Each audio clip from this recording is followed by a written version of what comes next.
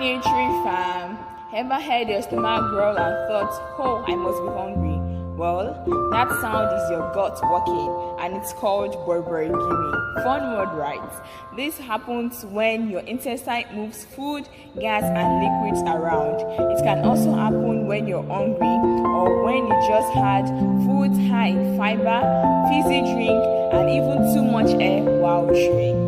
So, your stomach isn't always craving for food, it's just doing its maintenance. Follow me for more Nutri Truth Bombs. Thank you.